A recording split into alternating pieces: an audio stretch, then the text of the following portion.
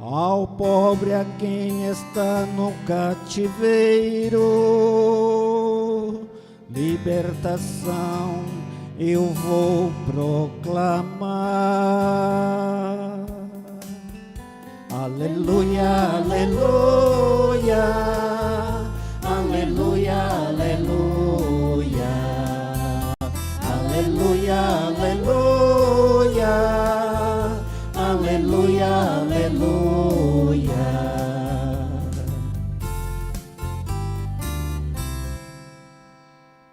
O Senhor esteja convosco. Ele está no meio de nós. Proclamação do Evangelho de Jesus Cristo segundo Mateus. Glória a vós, Senhor. Naquele tempo, partindo dali, Jesus viu um homem chamado Mateus, sentado na coletoria de impostos, e disse-lhe: segue-me. Ele se levantou e seguiu a Jesus. Enquanto Jesus estava à mesa em casa de Mateus, vieram muitos cobradores de impostos e pecadores, e sentaram-se à mesa com Jesus e seus discípulos. Alguns fariseus viram isso e perguntaram aos discípulos: por que vosso mestre come com os cobradores de impostos e pecadores? Jesus ouviu a pergunta e respondeu: aqueles que têm saúde não precisam de médico, mas sim os doentes.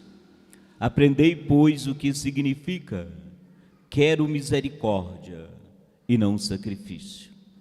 De fato, não vim para chamar os justos, mas os pecadores. Palavra da salvação.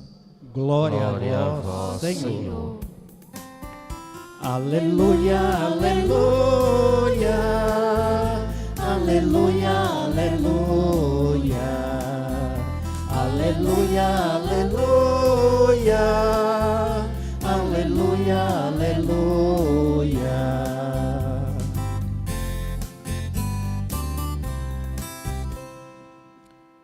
Meus irmãos e irmãs, a nossa liturgia da palavra de hoje nos diz que Deus prefere a misericórdia ao sacrifício.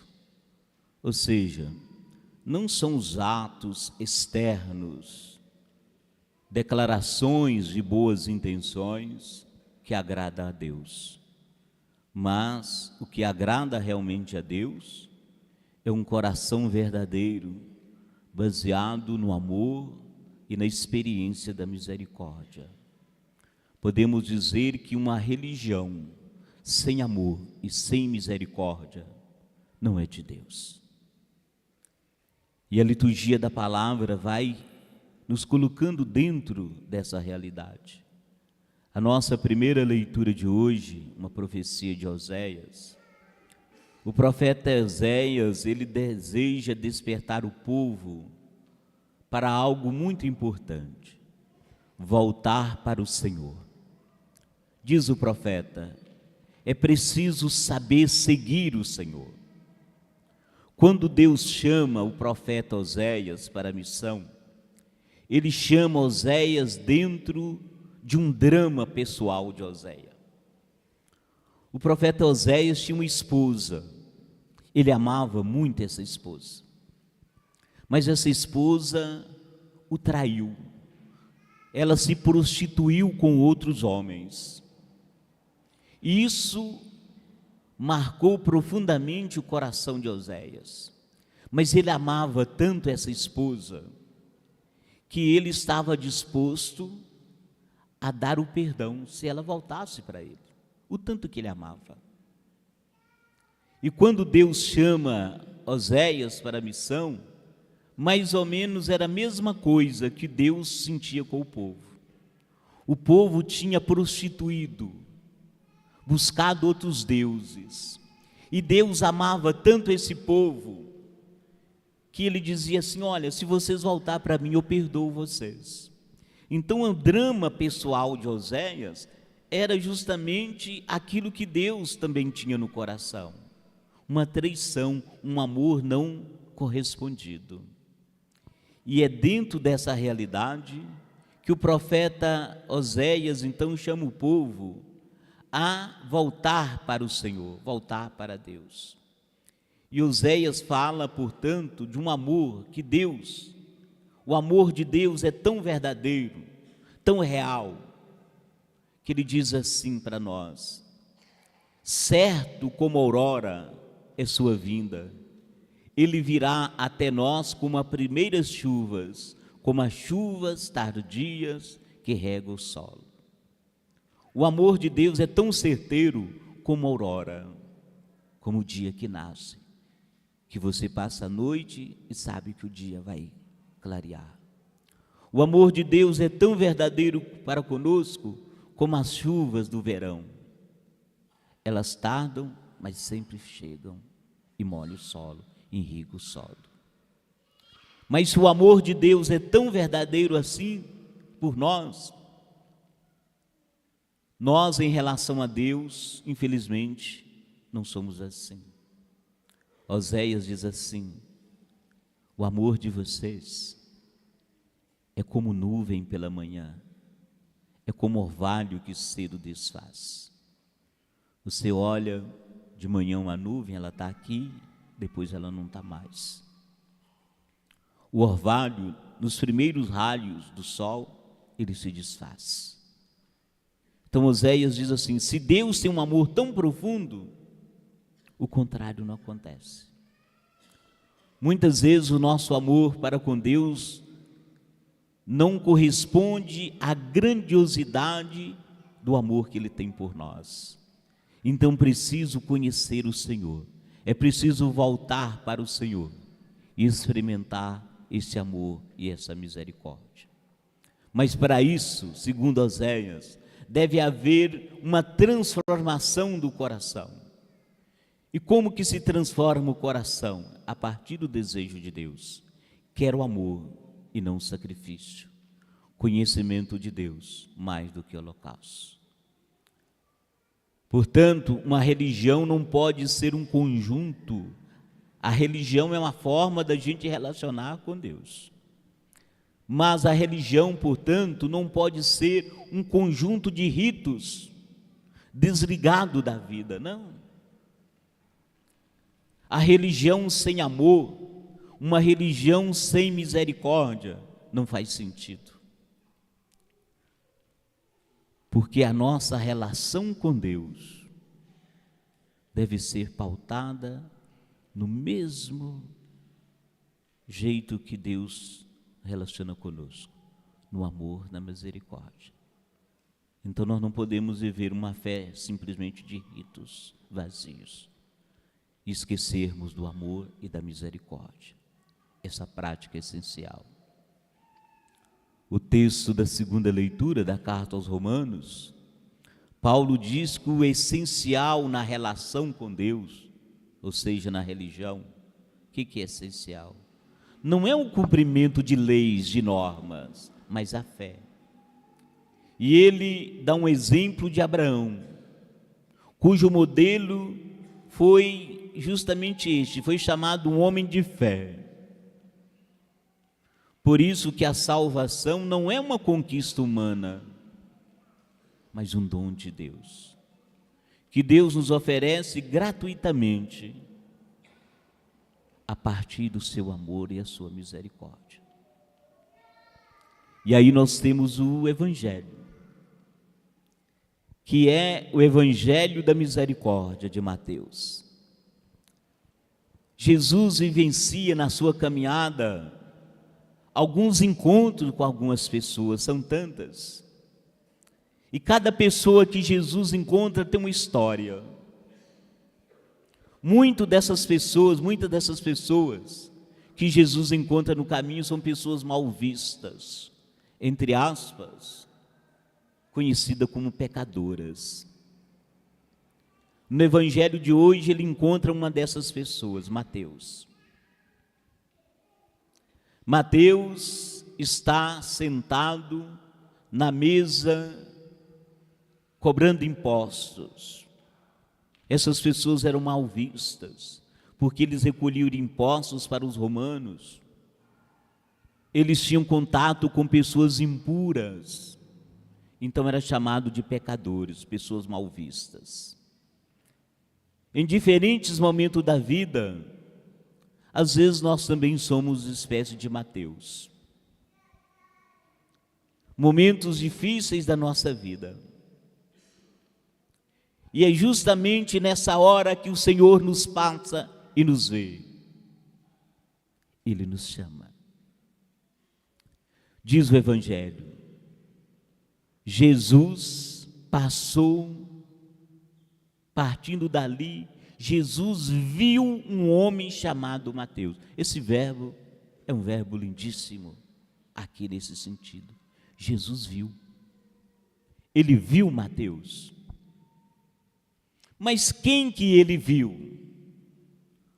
Um pecador? Um homem que tinha qualidades? Aí que entra a questão. Como que o Senhor nos vê? Como que Deus nos vê? E como que nós vemos os outros? Muitas vezes o nosso olhar para as pessoas é sempre um olhar condenando o outro. A gente só vê às vezes só defeito no outro. A gente não enxerga muitas vezes a qualidade. A primeira coisa que a gente olha na pessoa é o defeito dela. Jesus viu Mateus. Enquanto as pessoas viam um homem pecador, Jesus viu um homem que poderia ser um discípulo dele. O olhar de Jesus sobre Mateus não é um olhar de condenação, de desprezo. É um olhar que conhece profundamente a história, as fragilidades, as suas contradições, mas enxerga também o valor. Porque quando a gente olha para uma pessoa e julgamos ela com o nosso olhar, nós não conhecemos a história dela. Nós não conhecemos o que ela traz por dentro.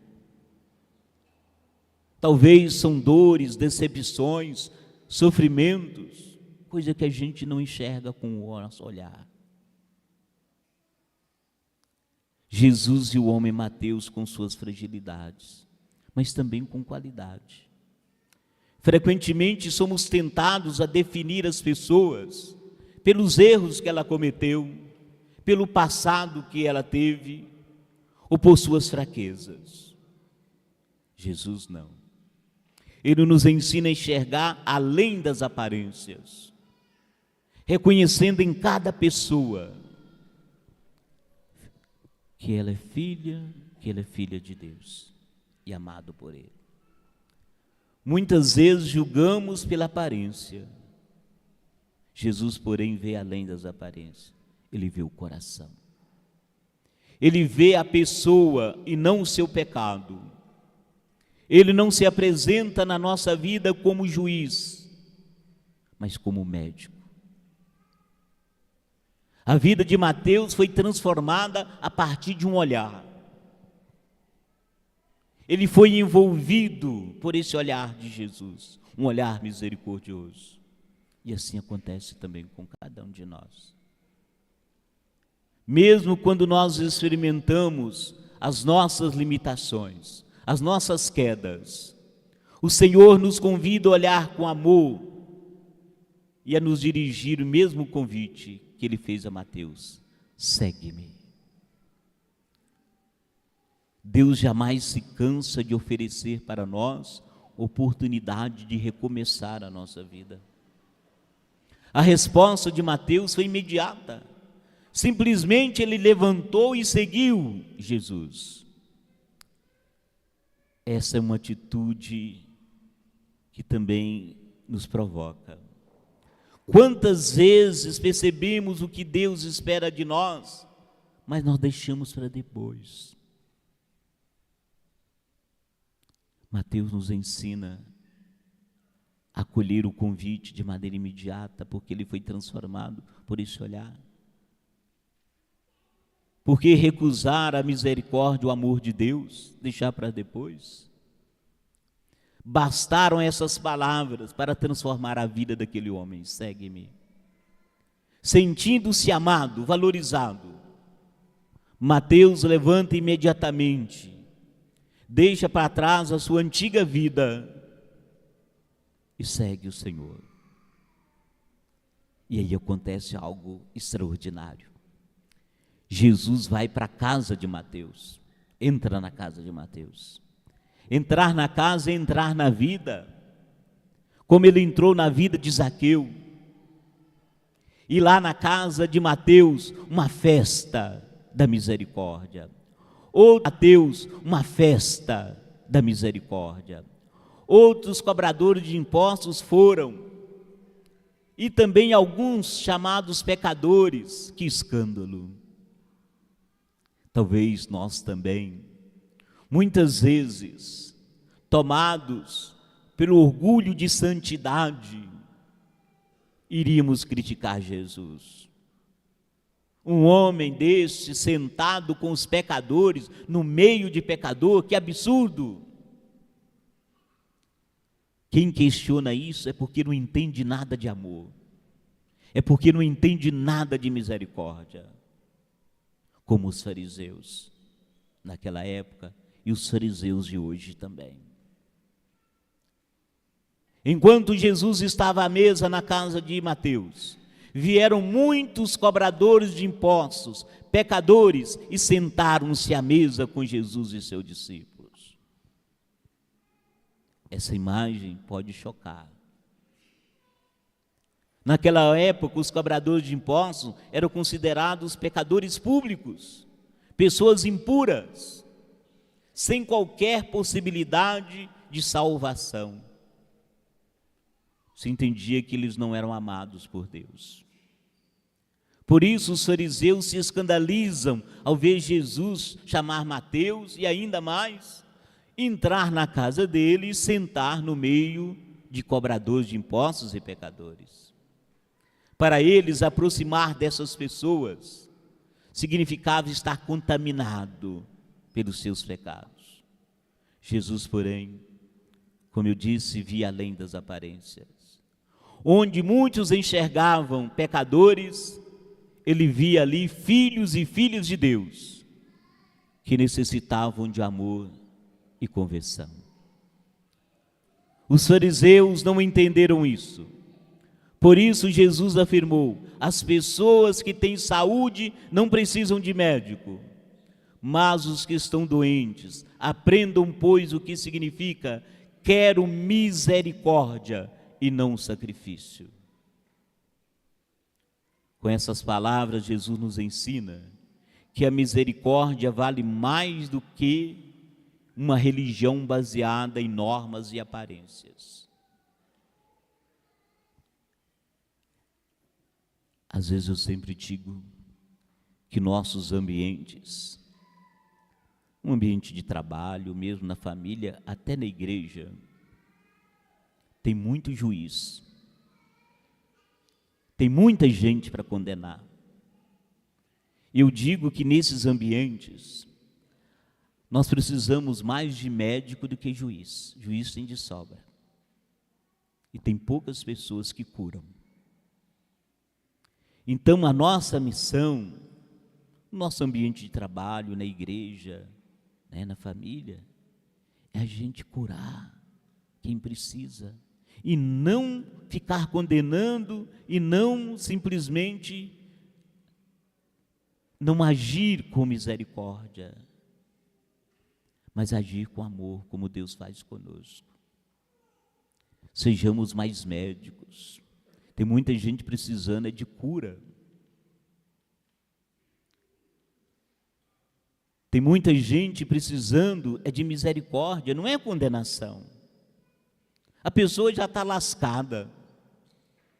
E a gente vai e terminamos o ato com os nossos julgamentos, com as nossas condenações. Deus não faz assim conosco. Porque quando nós estamos lascados na vida, Ele nos pega pela mão. Ele lança um olhar de misericórdia sobre nós. Ele vê em nós não as nossas fraquezas, mas aquilo que a gente tem de bom e nos resgata, como resgatou a vida de Mateus e tantos outros. É isso que o Senhor faz conosco. Somos pecadores, precisamos do cuidado.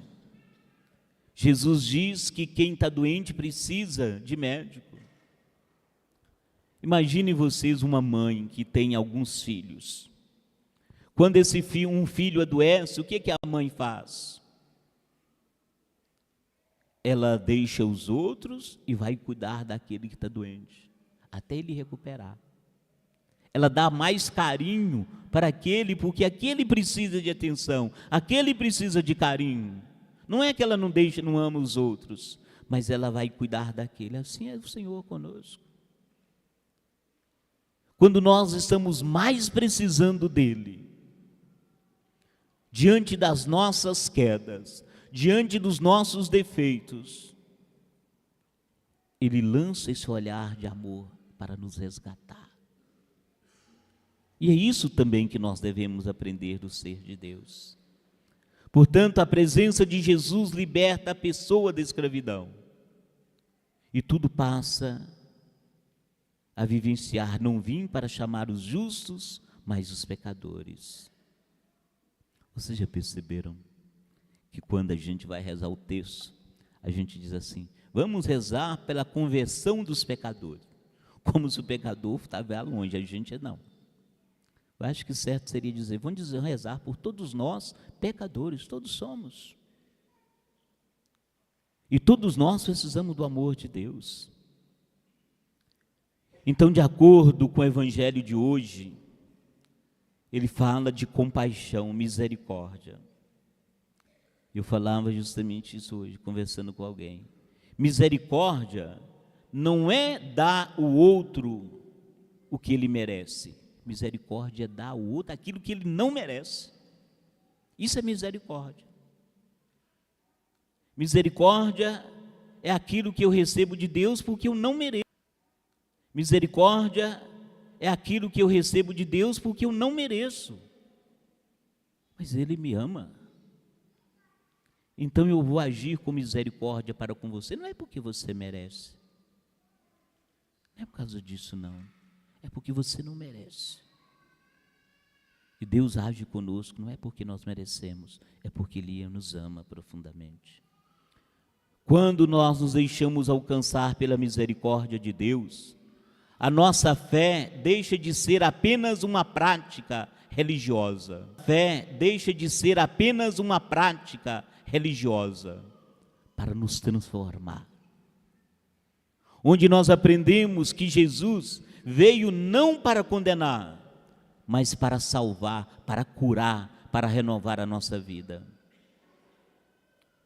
Que nós aprendamos com Jesus a olhar as pessoas com misericórdia e menos julgamento, enxergando nas pessoas não os seus erros, mas a beleza, a dignidade que cada um de nós trazemos, porque somos filhos e filhos amados do Senhor.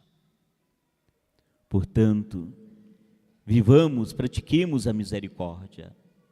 Que o Senhor lance um olhar sobre cada um de nós, um olhar que Ele lançou sobre Mateus, e que sobre esse olhar nós sejamos resgatados, transformados, curados das nossas fragilidades. Que haja uma festa de misericórdia na vida de cada um de nós.